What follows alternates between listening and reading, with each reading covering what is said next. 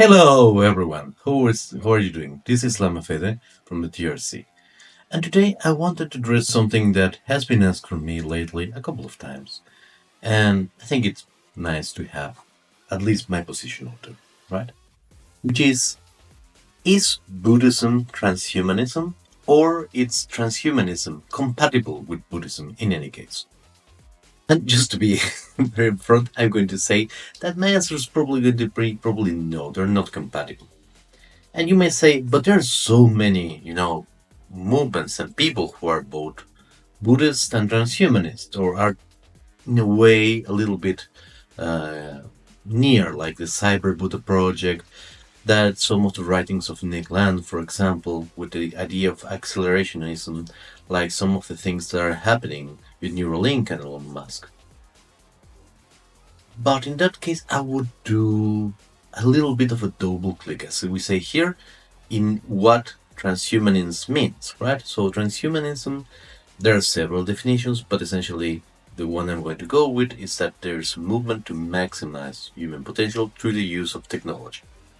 And in many cases, this becomes working towards, in a way, transcending that in a variety of forms. It can be meaning like I'm going to upload my brain, digitize my conscience into the matrix. When there's a matrix, something like this, I'm going to do like a recording of a personality. I'm going to put myself cyborg parts in which I might, in a way, almost like Warhammer, like a Warhammer 40k thing, right? I might transcend the flesh in a way. I'm going to still be more than human, but there's going to be like this continuity of myself across time. Or it can be bioengineering, like there is this guy who now is trying to hack agents, things like that, to live longer and longer and longer. And I would say that this misses the main point of Buddhism. So what makes Buddhism Buddhism? Basically, the four Dharma seals, right? The Anicca, impermanence; Anatta, no self; Dukkha, displeasure; and Nirvana.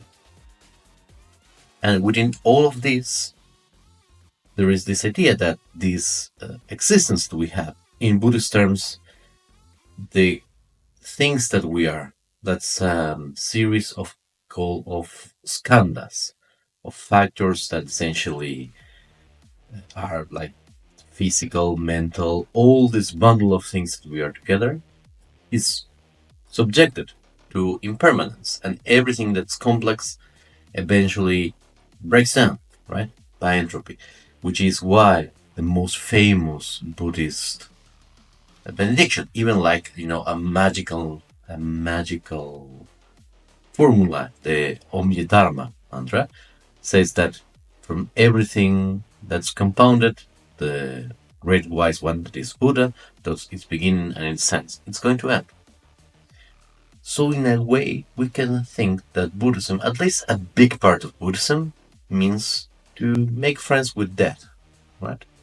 To understand and embrace the idea that we are going to die like everyone else before us, like everyone else after us.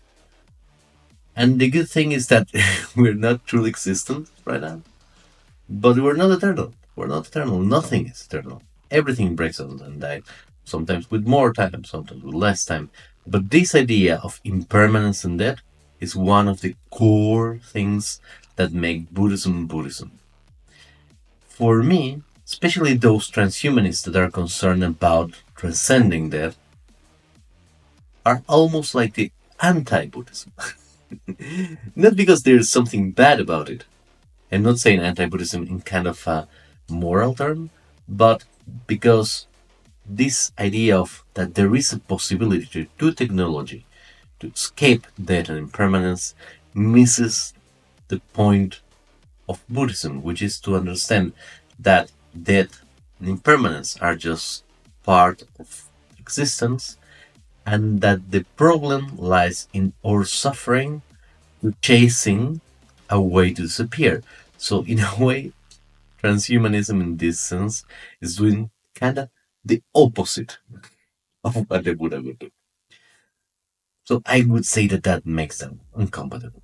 Now, there is another line of reasoning which we can say that the Buddhas are not human beings, therefore they cannot be transhumans because they're not human beings in the first place, but that's a little bit more complex and involved.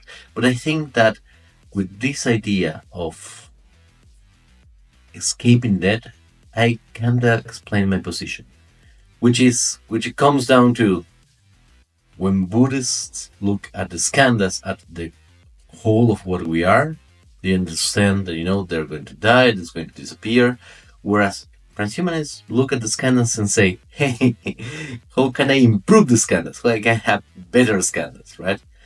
And that is the main difference. One is an approach that I would say is more of a perspective, and the other is a more engineering based approach.